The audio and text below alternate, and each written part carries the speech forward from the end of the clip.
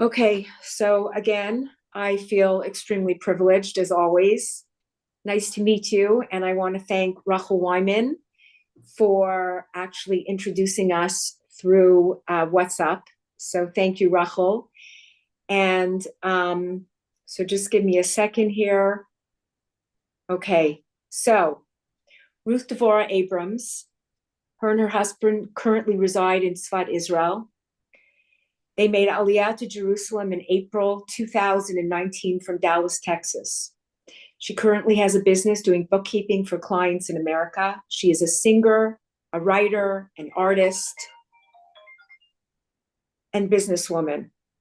She is studying many healing modalities as that is the area that she wants to go into. She is a mother of two daughters and five grandchildren, all who live in the States. And she is also, Ruth Devorah is working on writing her story of finding her way home to Judaism. She hopes in the future to open up a healing center in Sfat. And thank you so much for coming on and sharing your story.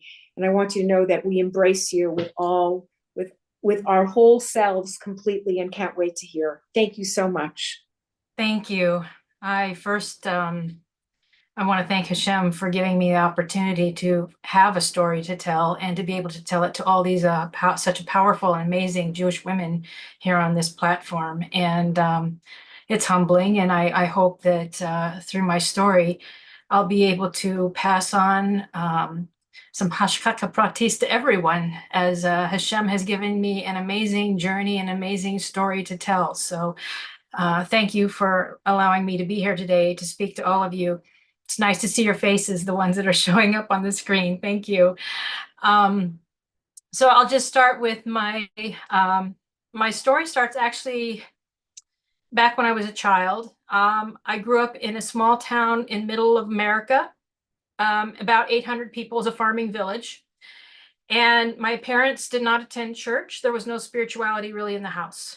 I have a sister, and we basically, we weren't rich, we weren't poor, we just middle class. So um, as a child, I always had a love for God. I was not Jewish. I was not born Jewish. I was born a Christian. My mom affiliated with a Christianity, but my dad didn't have any affiliation whatsoever. So I heard a little bit about God from my mother, but it was not, we didn't go to church or anything. So I ran with it. As a little girl, I had a very difficult upbringing. The house was a very gurish household. It was very disciplined. Um, and so I started to look for Hashem in those times when I looked for God when I was hurt and when I was lost and feeling like I didn't have any kind of direction as a little girl. I'd go out and I'd do what they call hisbadadut now, but I didn't know it then. That's what I was doing. But I would go out and sit outside, look at the clouds, spend time talking to God. I'd go out into nature and I would look for all these connections with God, and I would make them at a very young age. Um, and I remember the first time my journey to Judaism started when I was watching the Ten Commandments on television during the Pesach season, and I watched them walk through the splitting of the sea. And my little child, 7-year-old child, sitting there watching this, saying, "I want to be one of God's children." That was that was when I started really searching. My parents would not, they didn't stop me, but there was no Jews anywhere around. I never heard the term Jews until I was in high school. But at the age of 7, I got myself dressed up in my best clothes and I went out to the edge of the driveway to meet the church bus to take me to church so that I could learn about this God. And that's where it all started.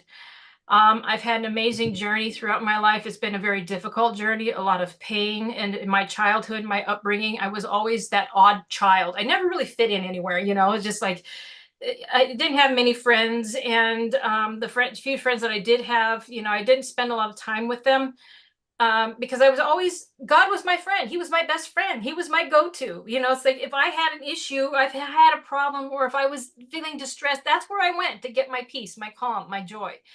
Um, so that so growing up was hard. And I graduated high school, had no vision, no whatsoever did I know what I was going to do with my life. And I was going in the wrong direction, and my mother saw that. And so she had run into my friend of mine from childhood. Her mother was shopping in the same grocery store. They ran into each other. They started talking, and found out that my friend was in Texas at a missionary organization and doing well, and had just gotten married. And and I was like, oh well. So she's like, well, what is your daughter doing? Well, she's basically floundering, has no life, no direction. So my mom got the information for this missionary organization, and brought it home to me. um, she signed me up, she paid for it, she said, I'll do anything to get you on the right road, just please go. New Year's Eve, 1984, I was on a Greyhound bus from the middle of America down to Texas, Tyler, Texas, to go to be a missionary, and I had no clue what any of that meant. I arrived there. I got excellent training in their writings. They have a very good program. I traveled the world. I was a missionary, but not a very good one. There's some that are really good. I was just kind of a nominal missionary, because really I was just there for God. It wasn't so much about, trying to get other people to believe. I just wanted to know God. So it was just part of my journey. And I made a lot of friends there, but I wasn't really connected. I left after 2.5 years. I went back to my hometown. I got a job because I didn't really know what to do. I met somebody who was very charming, and ended up making a decision to get married. And it was not a good choice. Um, we were on totally different pages. I was pursuing God. He was not. We ended up having 2 children, my 2 daughters, and ended up getting divorced after. It was a very hard time. I mean, it's like very mentally and verbally abusive, and he was addicted to many substances, and so we had to part ways. I was not able to stay in my hometown with my 2 children, because he was uh, he was pursuing me, and it wasn't in a good way. It was like he was basically calling me in the middle of the night, waking me up, and lying to me about where he was at. He was trying to commit suicide. It was just really trying to emotionally provoke me. And so I had to leave, because he was not going to leave me alone. So I moved to Colorado. I said, Hashem, I want to go to Colorado. Ever since I was a little girl, I wanted to be in Colorado, because I watched a lot of Westerns on television with my father, and I love the mountains. And so I was like, okay, I want to go to Colorado. And so I didn't have any money, because I was a single mom and working 2 jobs to raise my children, and having no help from their father. So I asked Hashem, and he, within 2 months' time of that prayer, brought to me $10,000 in my bank account. I was able to pay off my bills, be able to make the move, and get settled. That was the first time I'd ever seen something so amazing happen, that Hashem heard my cry for something that I really needed. I needed to be free, and he did it. He brought it to me. So I moved to Colorado, landed in a small town of Littleton, and right there, I met a group of people who were part of a church that I had been a part of previous in my meanderings through Christianity. And I met the man that I was eventually going to marry. That was a story that in of itself. I came to a group it's called a home group. It's where they learn their scriptures, and they have food, and they just sit and talk, and they help each other if they're needing help. They pray for each other. He came in when I was there. I was visiting. This was when I had first visited the home group. And after I left, he told the group that he was going to marry me. He knew just on the spot when he saw me that he was going to marry me. So when I finally got out to Colorado with my kids, he was there waiting for me on his motorcycle, sitting outside the building, because he was going to help me unload the truck. And so he got a crew together to help unload the truck the next day, and spent a lot of time with my children. And my mom came with me for the move, because I didn't want to have to move all my stuff, drive by myself with 2 kids. So she came along and took the train back. But in the meantime, she got to meet him, and it was it was at that time that we started spending a lot of time together. He would take my kids out for ice cream, and they really loved that. One day he took me on a motorcycle ride to a restaurant there to say, hey, I have something I want to talk to you about. And he said, he just looked at me from across the table. We're sitting there having it was just a little snack and some water and some tea. And he looked across the table at me and he said, you and I are going to get married. And I'm like, I just met him, it's like, I don't know you, we've been, I've seen you for 2 weeks now. I mean, it's like, what do you mean we're going to get married? I said, why don't you let God tell me that? Because I had a very good relationship with God. People say, that you don't hear God, but I think we all, in our inner voice, we do hear something in the inklings, and that's what I called it, God, because that's what. So I said, why don't you let God tell me that? He wasn't fazed by it at all because he knew it was going to happen. So July 4th and a volleyball game, when the church would get together after church and we would play volleyball in the park. He got down on his knee in the middle of the volleyball game and asked me to marry him. That was, keep in mind, I moved Memorial Day weekend, and July 4th, he asked me to marry him. And September 4th, Labor Day, we were married 4 months later. It was like, there was hands down, when he asked me, I knew it was the one. And he is truly the man of my dreams. Hashem, I would cry before I moved to Colorado. I would cry every night, soak my pillow, because I didn't know how I was going to raise these two girls alone. They didn't have a father really to speak of, because their biological father was a mess, and I didn't know how I was going to do it. And I had certain criteria that I'd written a list when I was a missionary about the 50 traits I wanted in a man, and so when I met this man, he had most of those traits that were on that list, and he is the most amazing individual. And it's truly another blessing. It's one of those things that Hashem could only bring. And so we got married, and we were leaders in the church. We were doing outreach in the park. We were very involved in evangelism together. We were going through this ministry's teachings, learning dream interpretation and how to do spiritual readings. And so we were involved heavily. I went to Sundance Film Festival 2 years in a row to do dream interpretations on the street. Really involved in the spiritual things, because we were both very spiritual people. We learned from day one. I mean, when we got married, that very next month, we started going to classes, learning healing in Colorado Springs. So we'd go down once a month for 2 years to learn about healing. So we both were avid learners, and we were very vocal about what we believed. But then Hashem started to kind of untie things a little bit for us. We had bought a home and we were involved in the church. He'd been raised in Littleton.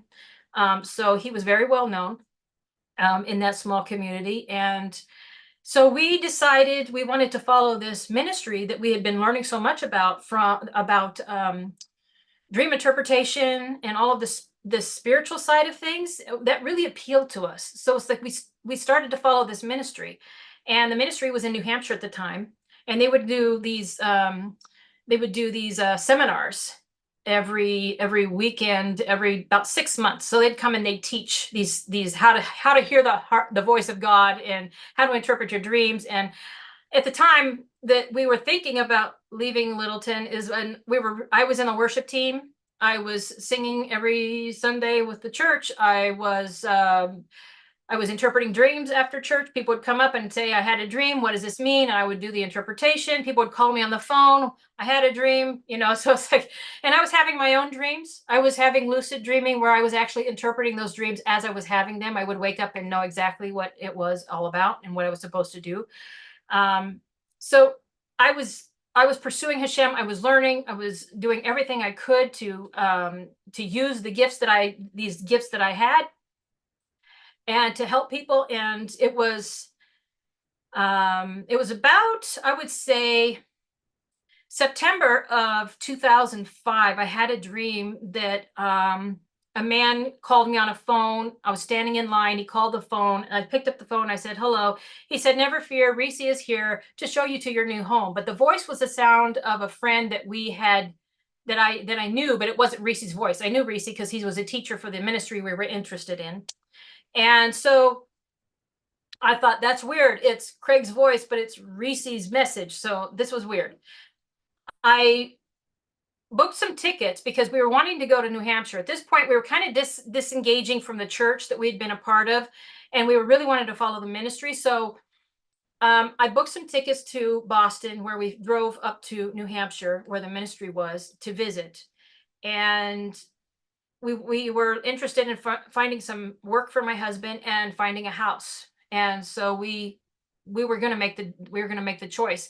Now, Craig, who was in the church in Colorado, had went before us the year before to New Hampshire, and so we stayed with them. So there's Craig and his wife Sue, and we stayed with them, and we were driving through the New Hampshire countryside, and my husband's like, hey, there's a real estate agency. Should we go there? And so he turned around, did a UE, went back and walked into the office, and we told the woman, I mean, this is all Hashem.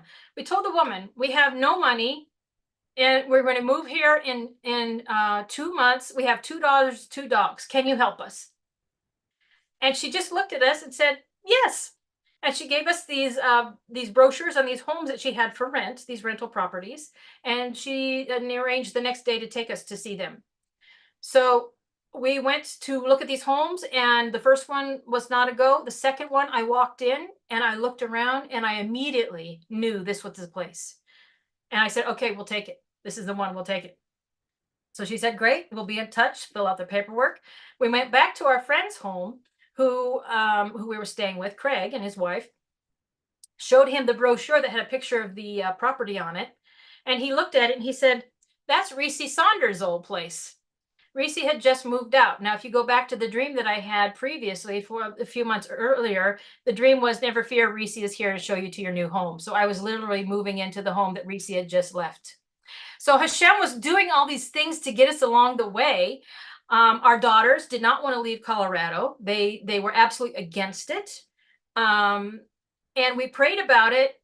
And eventually, I mean, one day they came to us and they said, well, if we like it in New Hampshire and you want to move, can we stay? That was a complete 180 from where they were, previous, saying, we don't want to go at all. So drop us off at your hometown.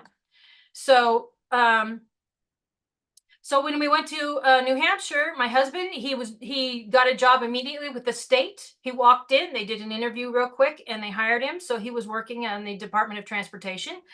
And I was driving a school bus, and didn't really want to drive a school bus in New Hampshire, especially in the winter. It's not pleasant.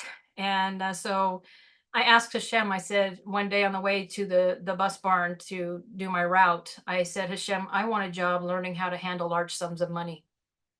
And little did I know that in 2 weeks time of praying that prayer, I would be working as a bookkeeper at the very ministry that we went there to join. So I started out in one department, and within about 6 months' time, all of their accountants left, all their bookkeepers left, and I was the last one standing. So I became the accounting manager for an international multi-million-dollar ministry. And I got the best online on-the-job training that you could get. Hashem was teaching me everything. I was having dreams. I would come home and say, I just don't know what to do with this problem. I don't know where to find this, and I would have a dream and be able to know exactly where the problem was and go in and fix it the next day. It was, I've always had this amazing insight with Hashem, and he's always been with me. Thank God that he's been with me every step of the way of my life, every difficulty, every time I've needed somebody, and just to bring that peace that only he can bring. So we were working with the ministry. My husband was working. Our oldest daughter graduated high school. Our youngest daughter was being homeschooled. And so my husband got hurt on work at work one day. And so I was doing, I have to back up here. The ministry decided to move back to Texas. They were originally from Texas. So we were there in New Hampshire. My husband still had a job with the state, and we couldn't really go to Texas. So I started my own business, doing bookkeeping, and they were my first client. The ministry that I was working for was my first client. So they went to Texas, and I was doing the books remotely. My husband got hurt on the job, and the owner of the ministry said, since he's not working anymore, why don't you move to Texas? We'll put you on full time and we'll pay for the move. So it was, I mean, there was nothing more. And my husband had gotten a nice, he had gotten a nice settlement from being hurt on the job in New Hampshire. So we moved to Texas, and again, Hashem was all the way through it, providing all the way. He gave us a really nice apartment. He provided, it showed us the way to a really nice apartment in Flower Mound, Texas.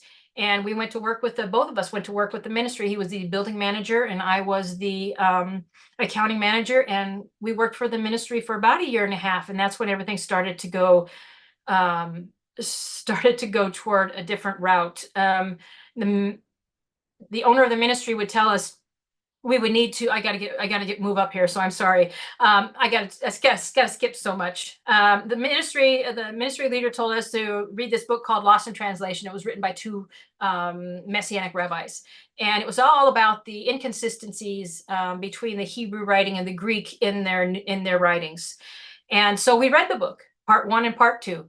And as I was reading it, I was realizing, if this isn't true, what else isn't true about what I believed, what we believed? That opened up a whole can of worms, because we were like, what we need to know what the truth is. And a woman who had attended a Messianic congregation there in Dallas, who worked at the ministry, gave me a Stone's edition Chumash, because she heard me talking about needing to know what the truth was. So she gifted me that book, and I started reading it with my husband, and it was unraveling everything we thought we believed. We never really read the first part of the book. We only read the writings that the Christianity had presented. And when we read that book, it was phenomenal, and we were sharing it, and people were saying, you're causing me to question my faith. And so one day, the owner of the ministry walks by my office and says, we're having a meeting in 10 minutes in the boardroom. We'd like you to be there. So my husband and I went in. There was 5 other people in there.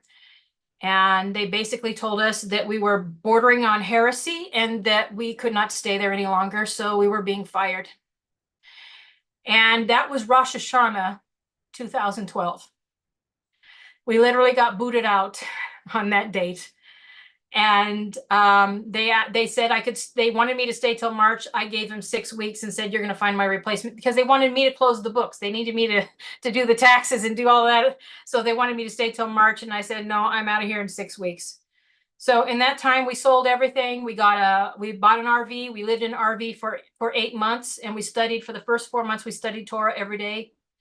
And I started listening online to Rabbi Tovia Singer. And that was when everything just was completely unraveled.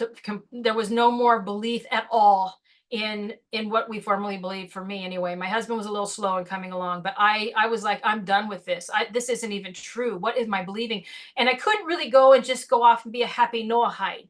To me, it was like, I had structure in the church my whole life. I'd always had something to believe in, some entity, it's like I had God. And then how do you explain all of this? And now you don't have the structure or the religion to prop up your beliefs. So who are you? What are you? We went through all these questions. I reached out thinking, well, Rabbi Singer, he's very busy. I'll just tell him my story and send it to him in email, see what happens. And then I did not expect to get anything back, because I know he's got a lot of people that are after his attention. And so I basically wrote the email, and within a couple days, I think it was 48 hours, I got an immediate email from him. And he said, here's my phone number, call me. So I got home that night from work. At this time, I was working just as a accounts payable clerk. I got home, my husband called, and the first thing he told us was, welcome home.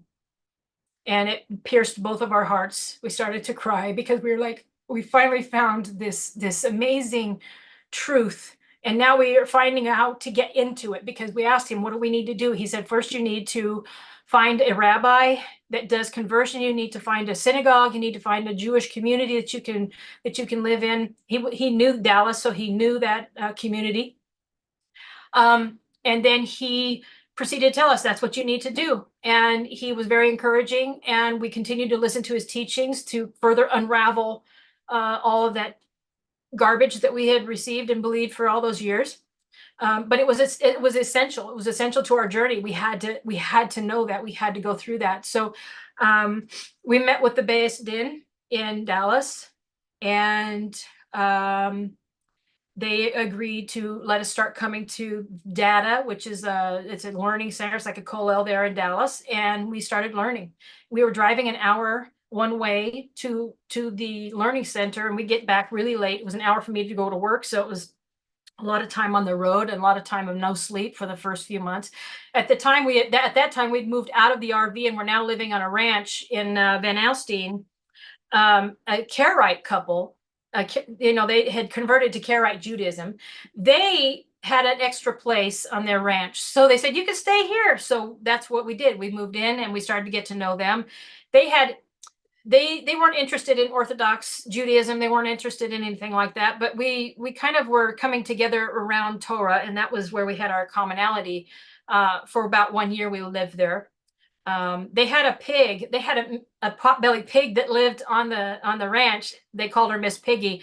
And this is a really funny story, because we're just like, oh, Hashem, you are so in everything, even the little details. He used this little pig. The family was out, and they left. They were gone for like 4 or 5 days, and their mail was stacking up on the front porch. And the pig was going around, and he got into the mail and rummaged through all of it. And the only thing that the pig ate was their Karaite conversion certificates. And so when they got back, they saw that it's like they saw the part of the letter that was left, and it was their certificates were gone. And they said, do you think there's something to this? And I said, oh yeah. It's like, maybe you should think about Orthodoxy, but that didn't happen. We ended up parting ways and moved into the Eruv. And at that point, the Beis Din was like, okay, you're here. We got to do something with you. So they brought us into the community. We had to go through the process of renouncing our former faith, signing some papers, going through some agreements, and just start learning. The Dallas community is an amazing, wonderful, beautiful community that welcomed us in. We learned so much from those amazing families there, and from the Rabbanim. And so we we were there for 2 years after the conversion. We converted 2017 on Rosh Chodesh Adar, which is this coming week. It will be our 7th anniversary. We wanted to move to Israel as soon as we converted, but they said that doesn't happen. So you'll have to wait for 2 years, because they wanted to make sure that our conversion was intact, and that we were, all our questions were being answered, and we were able to properly live as Jews before going off to Eretz Israel. So we stayed there for about 1.5 years. In July, we started getting itchy feet, and we filled out the Aliyah paperwork with Nefesh B'Nefesh. We went on our pilot trip in December or January, and met with a Jewish agency. Somebody told us to bring all your paperwork, because if you do it then you don't have all these waiting timelines, and going to America and back and forth. So we went to the Nefesh B'Nefesh office to apply for Aliyah, and they said it would be about 6 to 8 weeks for us to hear back on the results of whether we would be able to make Aliyah or not. So this was the middle to the end of January. So Rosh Chodesh Adar was in the middle of February, and I opened up my email, and it was our anniversary date. And there was a letter from the Nefesh, or from the Jewish agency, saying you have been accepted to make Aliyah, and it was on our conversion date, so it was another anniversary. Hashem has done everything. Everything has always happened on very significant dates. Rosh Hashanah, Pesach. We made Aliyah during Pesach to Jerusalem, and it was amazing story there, because it's like we got off the plane. We were the only Olim on the plane. The head of immigration and another person was there to meet us. A family that was from Dallas was hosting us. We were staying there through the Pesach season until we could get an apartment of our own. So a week after Pesach, we landed an apartment. It was on Midbar Sinai in Givat HaMivtar, near Ramat Eshkol. I had always wanted my husband to go to Or Sameach, to go to study, and he was accepted, and he went into Or Sameach. We had the first most beautiful, amazing experience in Jerusalem. I'm sorry, I'm trying to get through this and cut it. There's so much hashkaka pratis that Hashem has done that I've missed, and I haven't been able to, like, any of you who've ever had a yard sale trying to sell things, especially when you're trying to make Aliyah? What do you do with a 3-bedroom home that you need to get rid of everything? I was like at my wit's end. I had 1 month to plan this Aliyah. I just want to go back to this story, just to tell that this is what Hashem did. I'm sitting there at work. I work full time at the synagogue as their bookkeeper and their accounting manager. I have a house full of furniture, and I don't know what to do. I don't have time for a yard sale. So I said, Hashem, you're going to have to make this happen. So somebody from the community said, hey, we've got a friend. They're just moving into the area from, I think it was Baltimore. They don't have anything. Might want to give them a call. And I drug my feet on it. She finally called me. She said, listen, you've got to give them a call. So I called. And the guy said, so let me know what you have. Create a list and what pricing you have. So I wrote everything, all the big furniture down that I had, and I wrote it all down, the pricing, everything. He said, when can I come and look at it? So he came and looked at it. And he just took an assessment. He said, okay, will you sell this? I said, yeah, okay, I'll sell that. He bought it all, bought the whole thing, all the furniture, the house, the beds, it was like everything just went in 1 second like that. And I had that money to put it towards the Aliyah. We had money coming in from everywhere. So that was a huge haskaka pratis. People were saying, well, how are you going to live in Jerusalem? How are you going to live? You don't know the language yet. You don't know. And I was like, well, I don't know. Hashem will provide. He will provide. He's always provided for me. The morning before we left on our Aliyah flight back home here to Israel, Eretz Israel, one of the rabbis in the community called me and said, I hear you need a job. Call me when you land. I still work for him today. So it's like all these years, 5 years, coming up on 5 years later, I'm still working for him. God, Hashem has brought me clients out of the blue. It's the people, I don't go out looking for them. They find me. I don't know how. It's just Hashem. So we have been able to live a very good life here in Eretz Israel. And my husband got to go to Or Sameach for that first year. And then COVID hit and everything changed. I was still able to work because I worked from home. And I was working for American clients, so I was still having an income, thank God. But the yeshiva shut down, and we had to go try to find some learning. We had friends that lived in Sfat, and they were learning at a kollel, and he could have been paid. He was going to be paid to learn, so we moved to Sfat from Jerusalem. That was very painful for me because Jerusalem was always where I wanted to be, and I wasn't so sure about Sfat, but now that I'm here in Sfat, I know that there's a reason for it. People here say that Sfat, when you get here, Sfat works on you, and it does. It's like you've got problems, you've got issues, you've got midos, you've got character traits you need to work. Sfat's going to work on that with you. So it's been a very interesting journey, and I've loved it.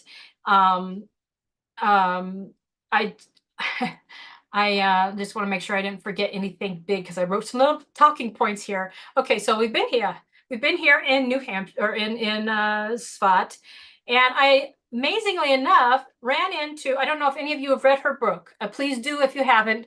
The Mountain Family by Cyril Ruth Krieger. She's another convert, and she wrote a book, and it's Art Scroll bestseller. Well, she just so happens to be staying here in Spot, and we met, and she's become my mentor, which she's helping me to write the book. So it's like I got a little bit of an insight there, and it's been great.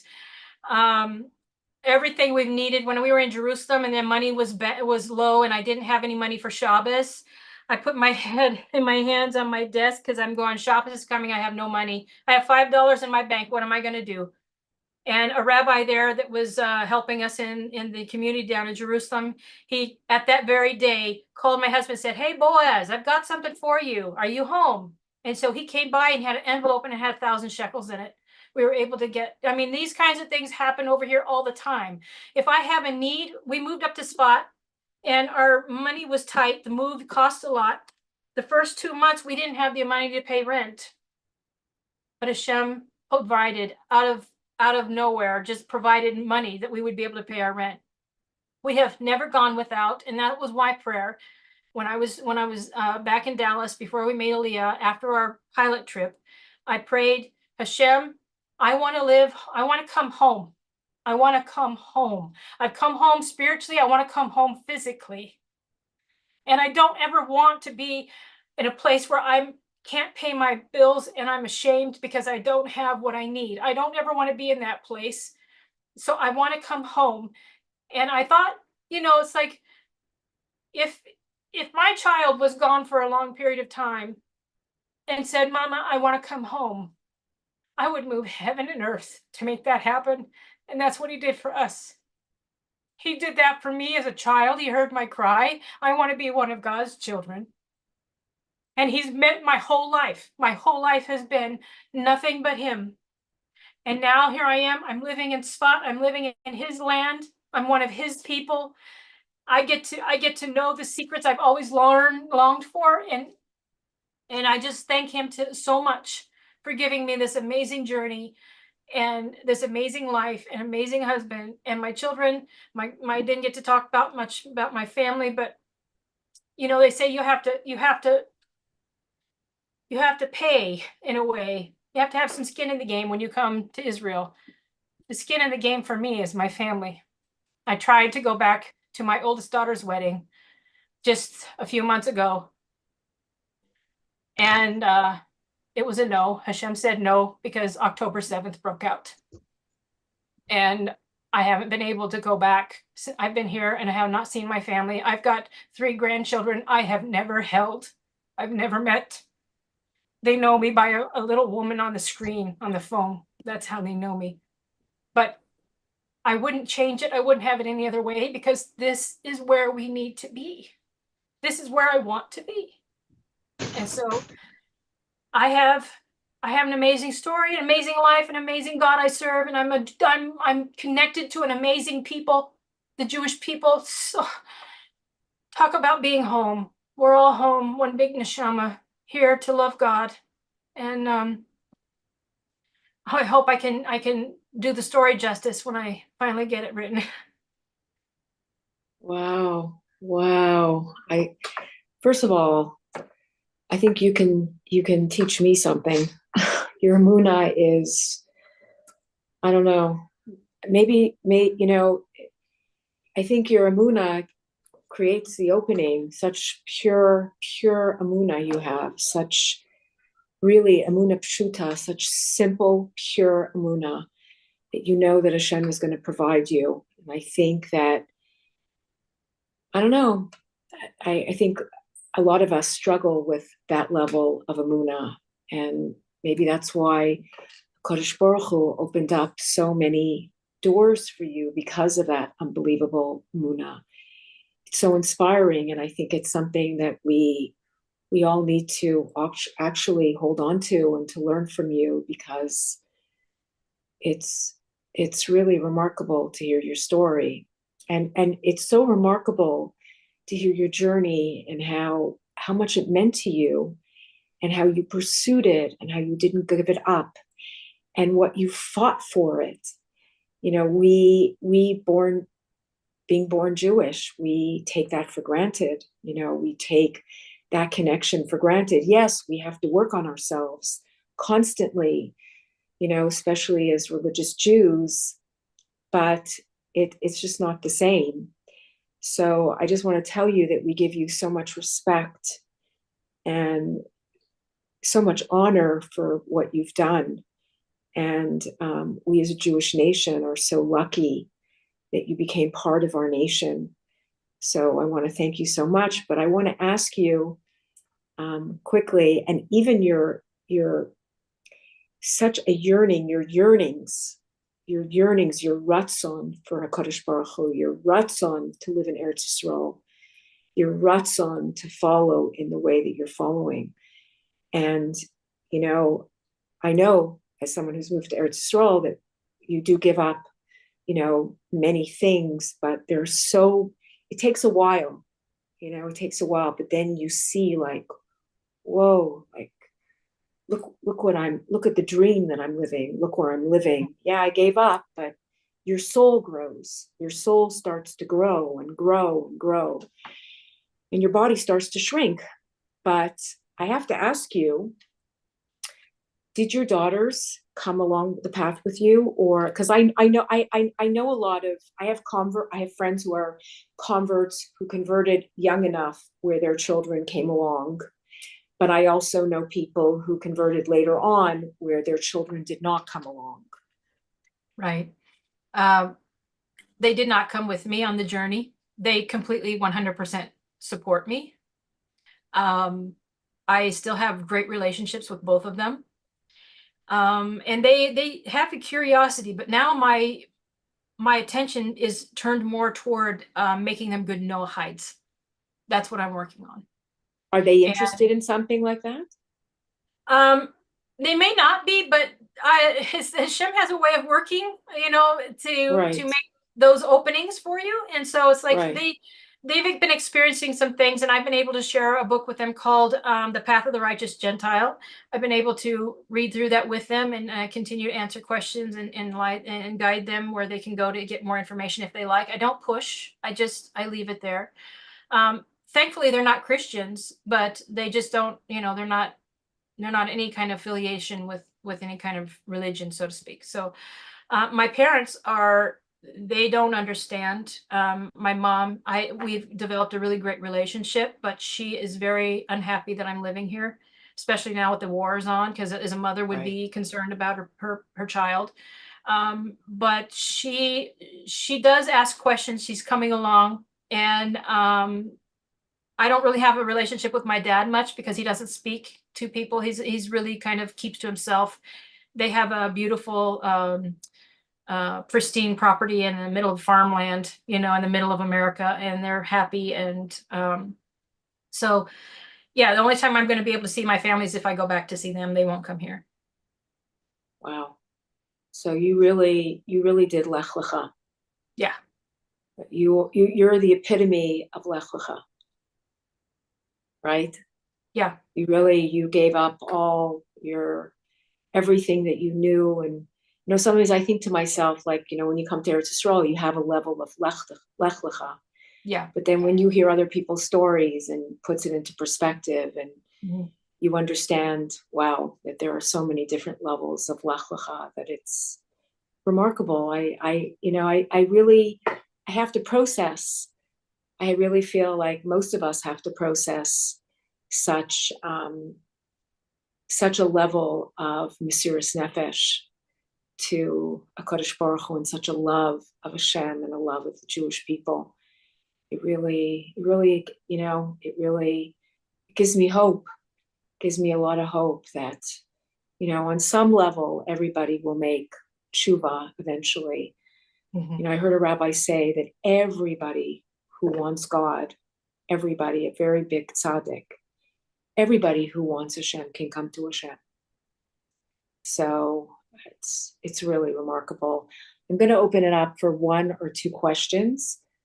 Would anybody like to ask a question? Is there anybody who would like to know something about her journey or something? Priscilla? This is Priscilla. Yes. So, I know I've identified with Naomi and told her that I'm Noahide, but I I do study a lot with Chabad, and I'm also somewhat on a journey like the speaker. My question for her is, I've been to Svat. It's amazing. Why did you choose Svat? We chose because this was where the learning was for my husband. Our whole point in coming to Israel was not just to live a life, it was to pursue Hashem and his Torah. And so we had to be where we could learn and where we could grow. And this was what opened up when Or Sameach closed. Wow. Thank you. Thanks, Priscilla. Sarah Lerner, you want to ask her something? Hi, Sarah. Hi. You know, we met each other. We finally got to meet each other a few months ago at a musical Hallel. So it was so nice to give each other a hug. Go ahead. Have more opportunities. So I just want to say your story is unbelievable. Thank you so much for sharing it. I want to ask about all those people that you touched on the way who knew you and your journey. Have you followed up with them? Are they, you know, the people who said you're making me question my faith, and your friends who are also, you know, interested in Judaism? Like, have you kind of continued that relationship? Like, what happens to the people who kind of open the box? I'm wondering.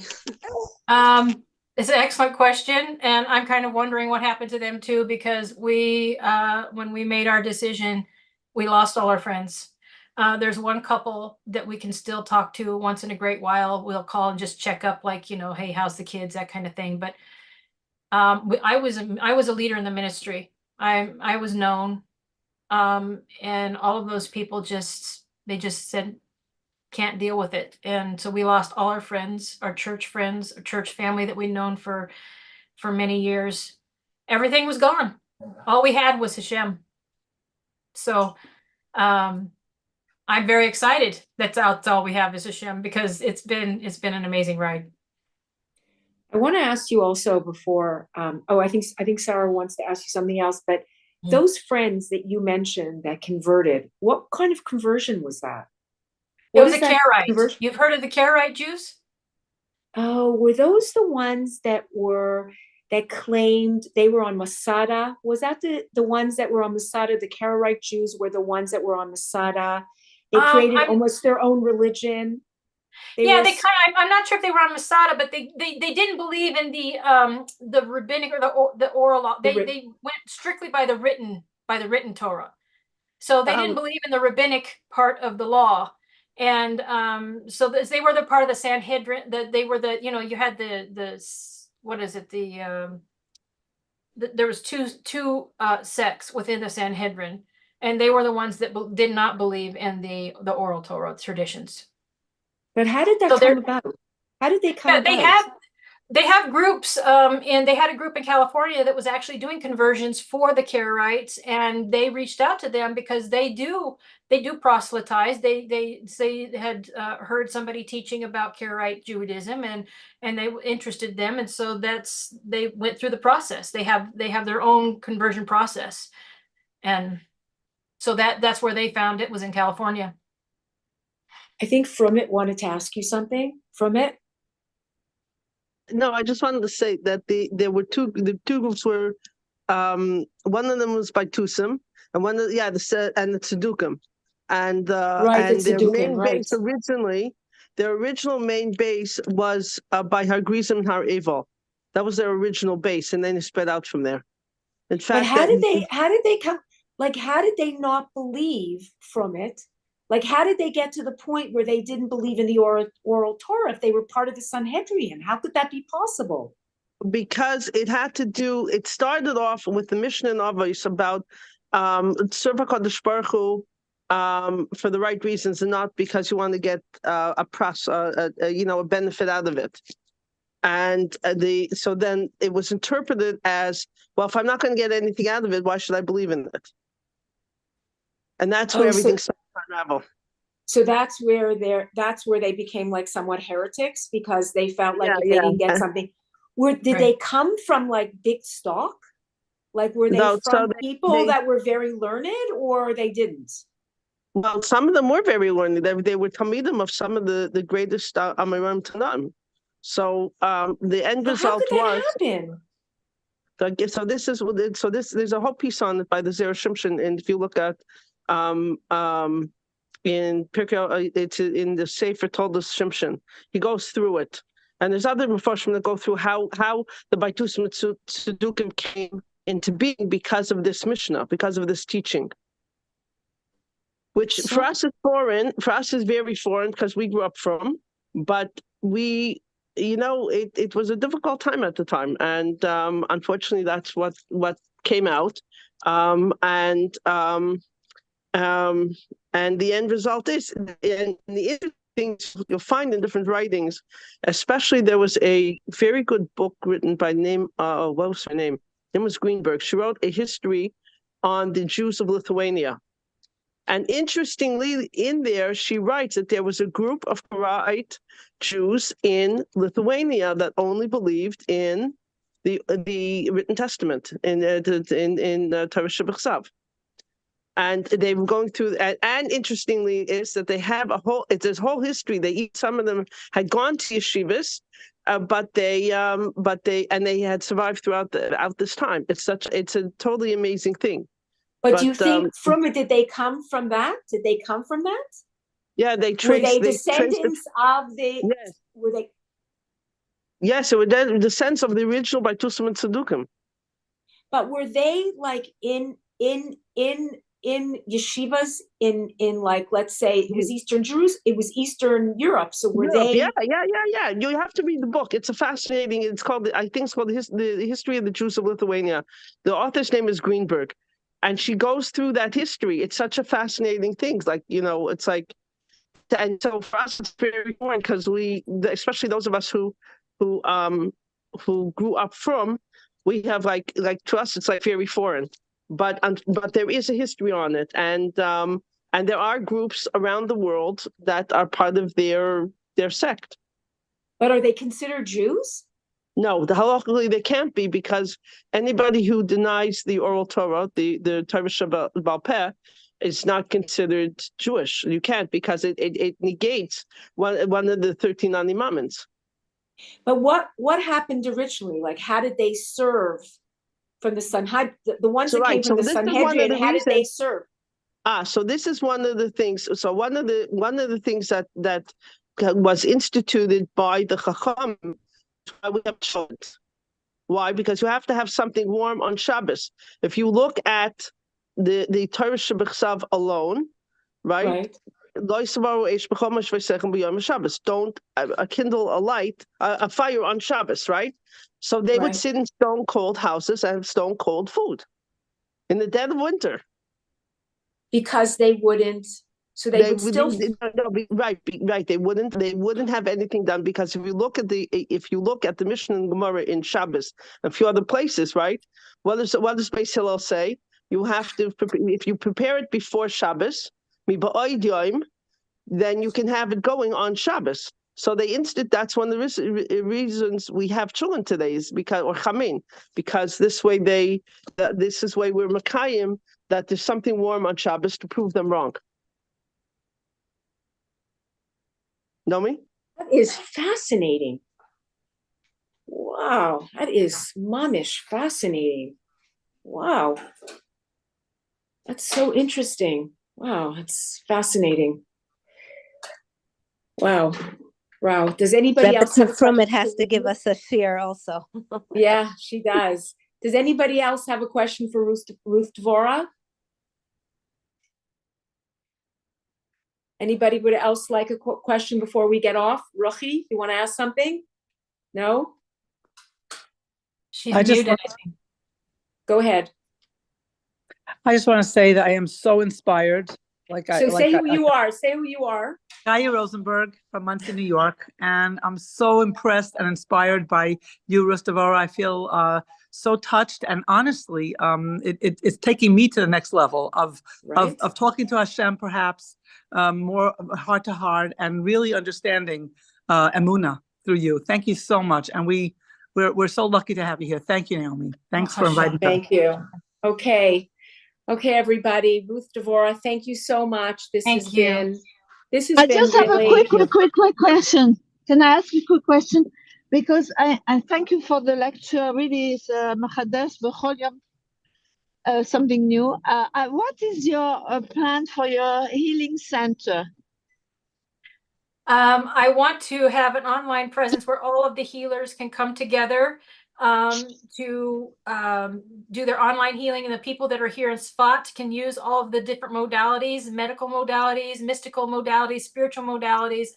I want to incorporate all of that with a meditation center, and with the idea and the hopes of bringing healing to Klal Israel. 20% of Klal Israel has experienced PTSD since the beginning of the war. And I want to work on helping people get rid of that.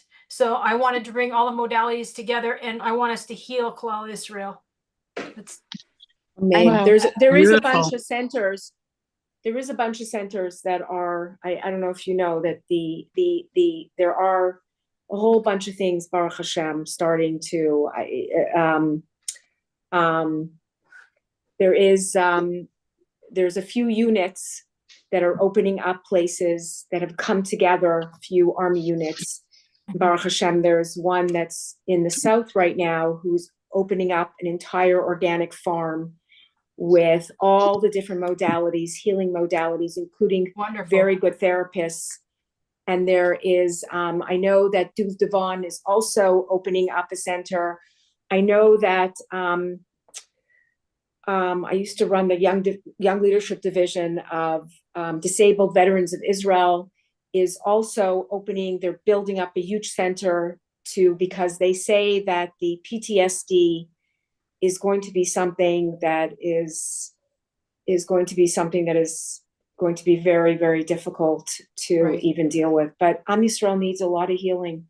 Right. It needs a lot of healing. So Bezrat Hashem, and everybody should be able, Hashem should give abundance to everybody's beautiful gifts, and they should be able to share them and heal with them and do all the most beautiful things with them. So Devorah, I thank you so much. This was really unbelievable.